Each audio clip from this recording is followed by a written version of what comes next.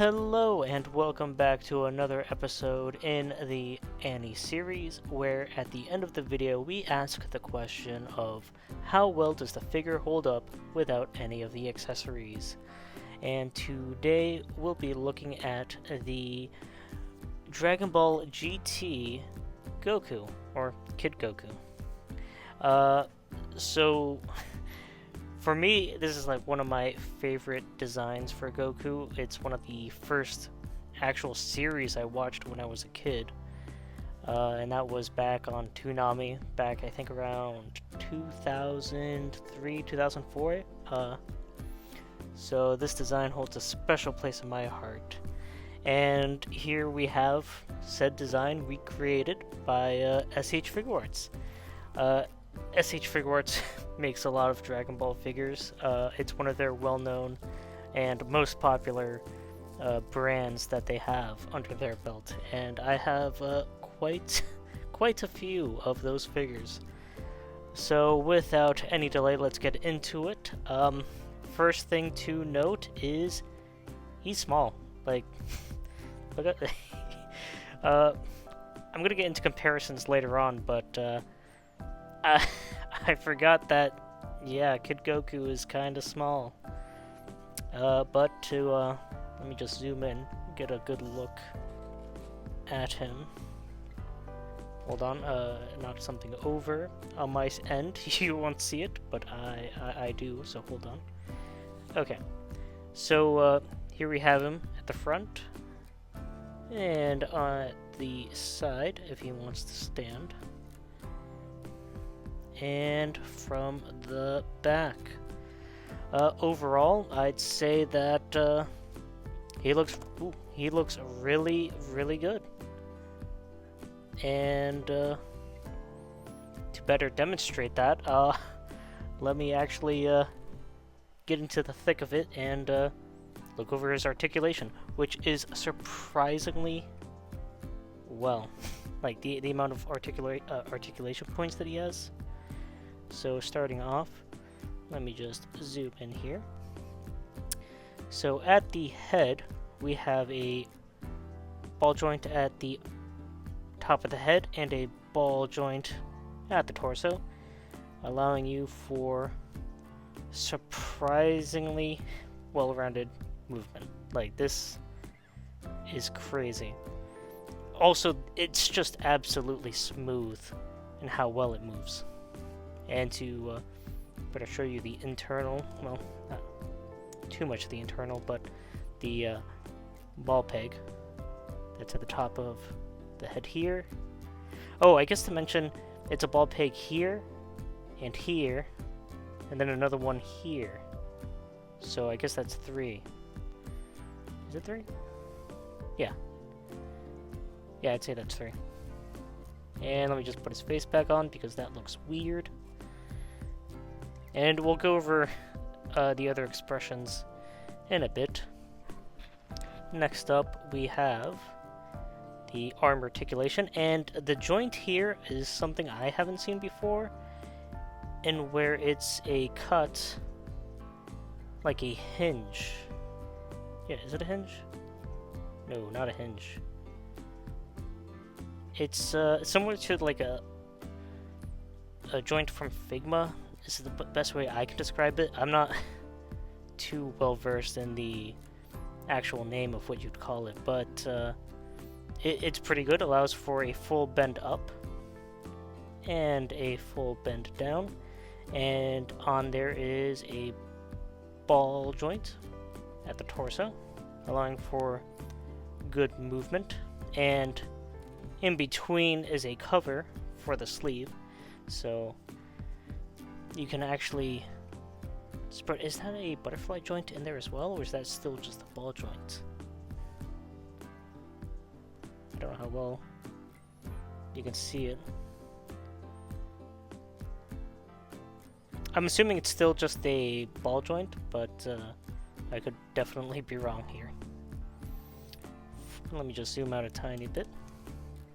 And I just dropped one of the hands.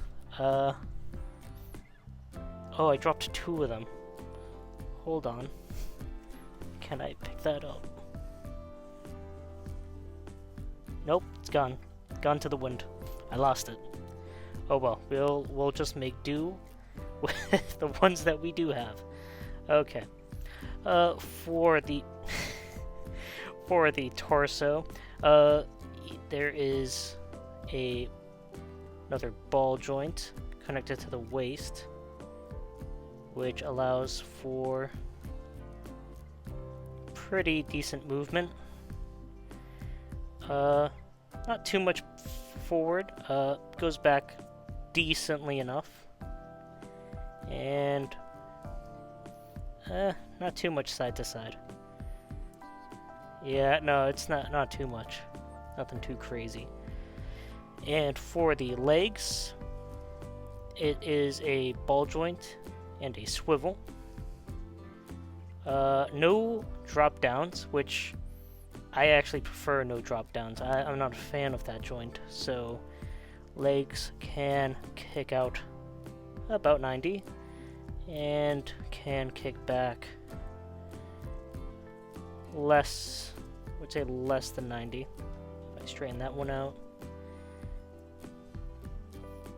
Yeah, it's only being hindered not by the skirt, but by the panel of the back here. So it just collides. So if you, yeah, you know, if you move it out like that, you get a pretty decent back kick. But I guess it's just a matter of how you pose it. Oh, and before we continue further, I believe there is a ball joint for this belt, so that allows a full rotation. Pops back in easy. I will say, all the joints, even though it pops out, not easy, but like easy enough, it goes right back in and it doesn't feel loose. It's weird. It's a weird way to describe it, but you know, there's that. For the knee bend, it is, I want to call it a swivel. Is it a swivel? Yeah. So it's a single joint. It bends up to as much as the cut will allow it, which is about 90. Is it 90? Yeah, I'd say it's slightly, yeah, about 90. Let's go 90. And for the feet, we have a joint that moves up that much. A joint that moves, oh, actually you can move it more. If you slightly bend it enough to get past the sculpt for the leg, you actually get pretty decent back. Can we get it past the front? No, it's starting to, maybe don't do it. I think you'll just damage the sculpt. Yeah, don't want to do that. And finally, there is a swivel for a pivot of the foot, and it gets about as much as you really need it to. And then finally, a toe joint. Always nice to see. And yeah, overall, articulation-wise, he's really good for the size and the engineering of it. I find it impressive. Oh wait, did I even talk about the hands? I think I skipped over the arms completely. Besides the, oh, that's another joint that pops out. Oh my. There we go, okay. A single bend at the arm that gets slightly past 90. A ball hinge at the hand that allows all that fine movement, about as much as you'd probably want. Could be better, but the wristbands prevent it from going too far, but still good enough. And with that, should be all the articulation. I don't think I think I went over all of it, and he can get into some decent posing. So let me just zoom out and put him back there. Now for accessories, he's got quite a few, and I am starting to drop even more hands, which is, it's fun. I think I gotta change the way in which I lay out the accessories, but yeah, am I still missing that one? Yeah, I'm still missing one. Shoot. Or am I? No, yeah, still missing it. But to get past that, for the first accessory, you get an alternate headpiece for his hair. And this is of a windswept motion, so always nice. And let me get over through the faces. So let's see here. We have a screaming face. We have a angrily grin face. And we have I would say stoic face. And finally the face that he has attached, which is the normal, happy-go-lucky Goku face. But very nice. And to demonstrate the headpiece, you just want to remove the front, and let's attach this anchor face like so. Let's just pop that out, and it pops off almost satisfyingly so. It's got enough force, but not too much to where you feel like you're gonna break it, so that's nice. And then you just attach the head.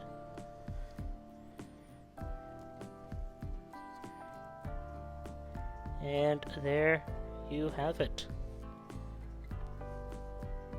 If I can get him to stand. He normally has pretty well balancing, but I think it's just a matter of my base here not being too flat. So you're just gonna have to bear with me on this one. Actually, let me better show off the face. There we go. And for other accessories, you get this small Kamehameha blast effect. And the way that they've done this is different from how I've seen before, to where instead of having dedicated spots in which you have to plug them in, these are on ball joints, which means you could just place them wherever you see a socket. And I find that nice. You could also move it and angle it. So that's nice. And just for, because I do have the original, or at least I think it's one of the original ones. Yeah, so this one has the older style of pegging system. And just to show off the size difference, you definitely see that Kid Goku's is smaller.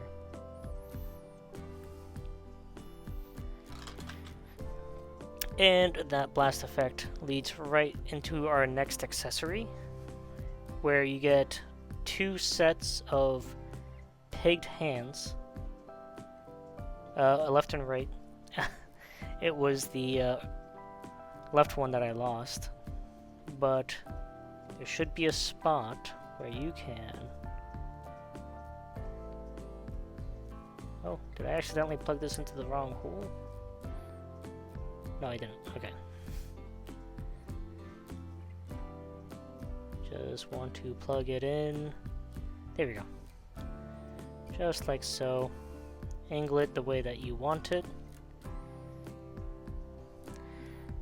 And for other hand options, you get the same mold. Oh wait, that's not it. The same molded styled hands, but without the peg, which is always nice. You then get two...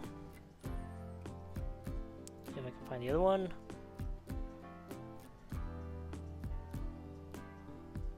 Posed hands. I think this is for his traditional pose, his battle stance.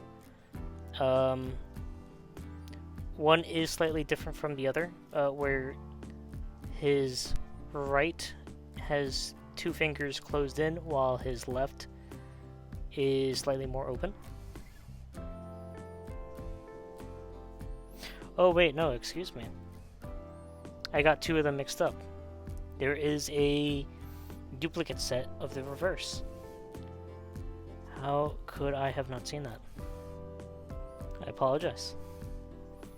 And I think I've lost another set of hands because I only have one. Oh wait, no. I'm getting lost here. Don't I have more sets of hands? There were two open palm sets of hands. Hold on. How in this process have I lost another set of hands? I just have the package right here with me. Well, this is unfortunate. Well then, you're just gonna have to believe me. There were two sets of open palm hands.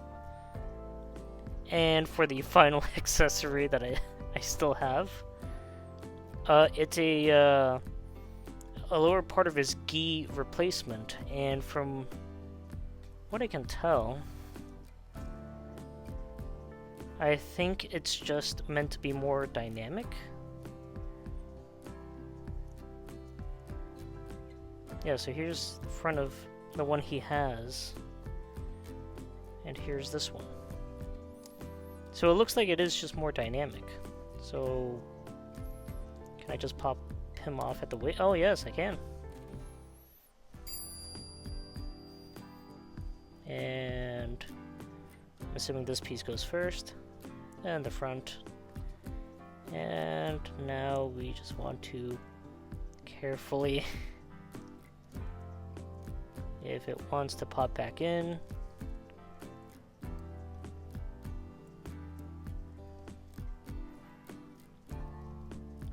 Hold on, I guess I have to do this off camera. And here we have him back with the new lower gi attached. If you would like to stand. Oh, come on. Come on, there we go. And yeah, it does look a little bit more dynamic. It opens up more outward than the other one, so other than that, it's not the biggest difference. So let's now move on to size comparisons. There we go. Just to show you how small this guy really is. So first up we have the SH Figuarts Boon Boonjer Red, which, there we go. Yeah, he only makes it up to the upper, just about the waist if you count the hair. I was gonna say the upper leg, but yeah, I'd say about the waist. Next up we have the Valorverse Praetorian Guard, who just is towering over him. Can I zoom out anymore? Nope. So I'll just do a pan up, pan down.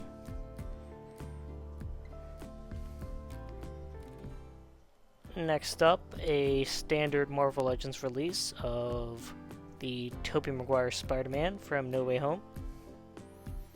And yeah, again, he is tiny. And here we have him right next to everyone's favorite gold ship.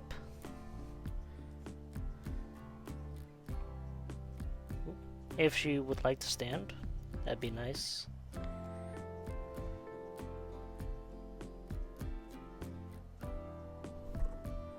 Oh, come on. There we go. Now for some more relevant comparisons. Here we have him next to the full-powered Super Saiyan Goku. And for an even more relevant comparison, here we have him next to the Super Saiyan 4 Goku. Which, having both of these now next to each other is just kind of magical. I don't know if it's an unpopular opinion or not, but I really enjoy GT and a lot of stuff that it did. So having these in my collection is very nice. And now with all the comparisons out of the way, we move on to our final question, and that is, how well does the figure stand without any of its accessories? And saying that I just lost a couple of hands, I'd say it's still pretty good overall. Yeah, if you're a fan of Dragon Ball, or more specifically GT, I think this is a pretty good pickup. Despite the small size, he has really good sculpting and really good engineering. So I don't think you'll be disappointed if you pick him up. He usually goes for somewhere between 40 and 60 USD. So, I mean, I'd say at most, don't pay over 55. At most, yeah, 60. If you see him for more than that, then no, I wouldn't pick him up. Especially for the fact that, I mean, you gotta like GT, and it is such a small figure. There are other options when it comes to Dragon Ball, which is kind of nice. You know, you have the option. With that out of the way, thank you for sticking around this long. And if you want to see more, you have more vids on the channel. Or you can always check out my friend Commissar Yoraki and his gaming videos. Always a fun watch. And if you want to see us live, both Yorkai and me will be streaming every Thursday at 7:30 p.m. Eastern Standard Time, where we build and paint Warhammer miniatures. So if you want to see some of that, there you go. And with that, I've been Amano in the red, hoping to see you next time.